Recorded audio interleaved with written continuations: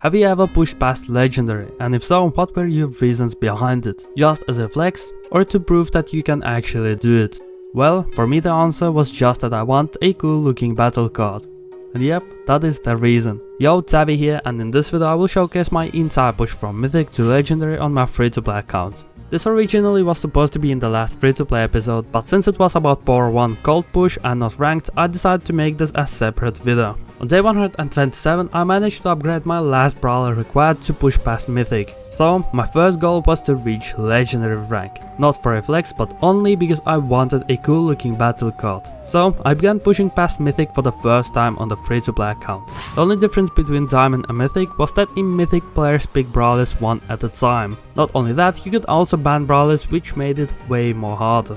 The games were also best of 3, so if I got horrible randoms, instead of just playing one match with them, I was forced to play up to 3 matches with them. Sometimes it was absolutely horrible, but since this was still just Mythic, I managed to win more often than I lost, so after a while, I was already sitting halfway to Mythic 2. After that, I decided to continue the push tomorrow.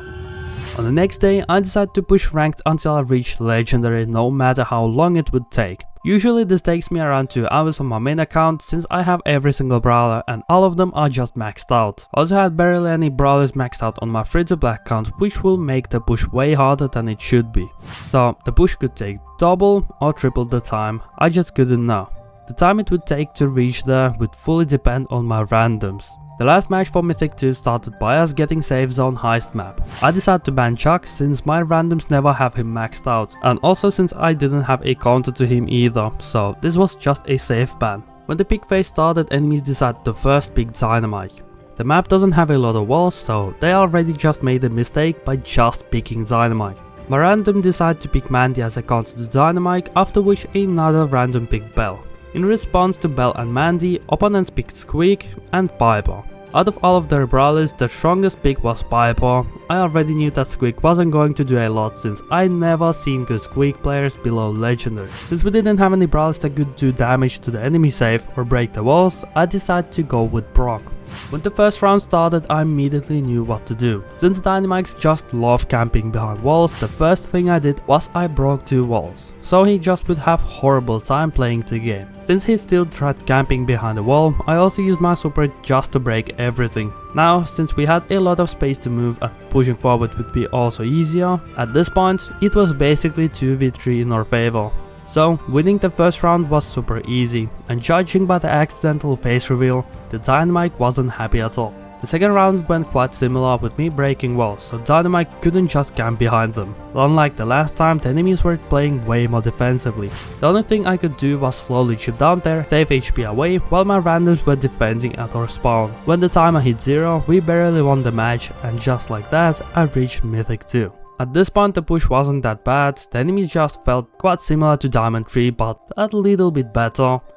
After taking an hour break, I decided to continue the push in ranked. It took me 40 minutes of playing just to be 1 match away from Mythic 3. The map for the last match was Bounty Dry Season, which has a huge area in the middle where fights usually happen. I decided to ban Squeak because he was getting chosen way too often by my bad randoms. When the pick phase began, my random first picked Mr. P, which was a good counter to snipers and also throwers, which were usually picked on this map. As a counter to Mr. P, my opponents decided to pick Grom and Lumi. Lumi was alright, but I wasn't quite sure about Grom. Since I don't really have a lot of long range snipers, I was only left with Brock, so of course I picked him. Since I was playing with randoms, one of them just of course had to pick Mortis. Oh, how unexpected, and definitely hasn't happened to me before. Thought that I was done for before I noticed that he is a player for Zeta. He wouldn't have Zeta in his name unless he actually played for them, right? To counter super scary looking Mortis in my team, enemies decided to last pick Spike. I mean, he has enough damage to counter Mortis, so not a bad pick. When the first round started, I already saw that Mr. P on my team was AFK. And what about Mortis? Well, he was super aggressive. He managed to die 3 times, after which Mr. P managed to kill Spike with 3 stars. We were super close to tying up, despite us having the professional star feeder on our team. When enemies were grouped up together, me and Mr. P managed to take out 2 of them, which gave us finally the lead. Since we had a super aggressive Mortis on our team, it didn't seem like we would have it for a long time. Lumi and Spike managed to take me out, getting the lead back, but thankfully I managed to attack before dying, so we took the lead back quickly. Since Mortis was near the enemies, the lead didn't last for a long time. When Mortis dived in another time, he finally managed to get his first kill of the match, which required him to die 5 times. Never mind, now 6 before getting it. Since enemies were low HP, by some miracle we managed to win the first round. The next round match started the same, Mortis dying straight away, after which I got taken out quickly as well. Since one death for a match just wasn't enough, Mortis decided to dive in again, giving the opponent 7-star lead right from the start. When he dived in again, he managed to take out Lumi with 5 stars, giving us the lead back. This would be his only time when he did actually something useful, at least for a bit before he died again. And again. When the countdown started, this was the last chance to win, so I rushed in and we managed to get just enough stars to win the second round. If ZFazy_32 is watching, please, I'm begging you, never play Mortis again if you don't want to give your teammates heart attacks. Even with this absolutely horrible random, I still managed to somehow reach Mythic 3, meaning I was just 1 rank away from Legendary. After almost getting a heart attack, it was a perfect moment for a break. While my editor, which definitely isn't me who spends way too much time and effort into videos, is taking a break, could you please do me a favor? If you enjoyed even a tiny bit of this video, could you please subscribe to the channel? I'm really close to 4,000 subscribers, and hitting that milestone before 2026 would be awesome. By the way, here are my favorite comments from the last video. Yes, very nice comments, thank you guys.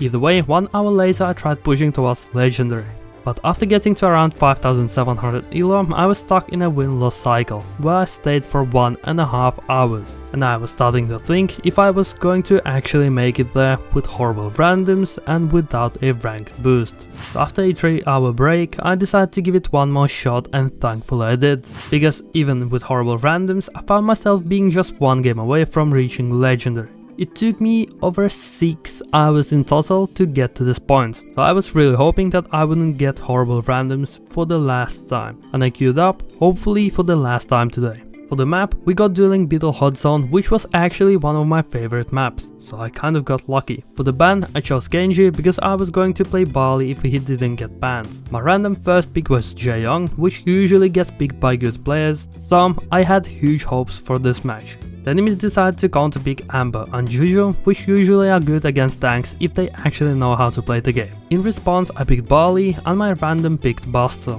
The last pick on the enemy team was Surge, which is getting picked usually by bad players. This was a good sign.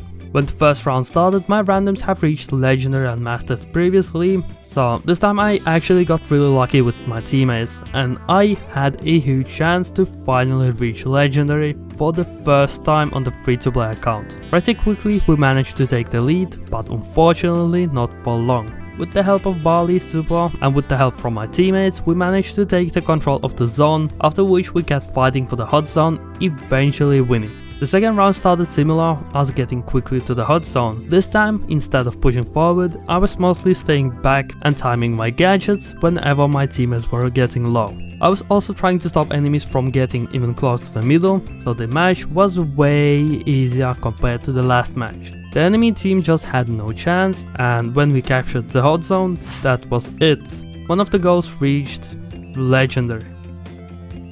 For getting to this rank, I got this amazing looking battle card, which I will always use on the free-to-play account unless I unlock fame or I decide to push to masters one day.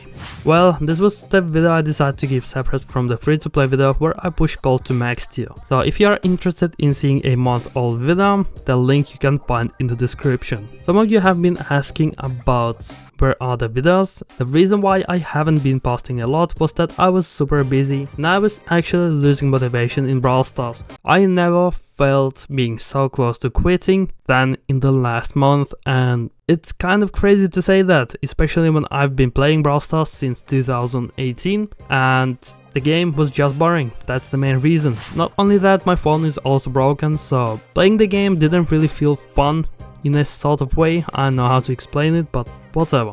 The updates are just fire. The game is changing to the better direction again. But yeah, I don't really have anything else to say, so yeah, Tavi was here today and see you on the next one.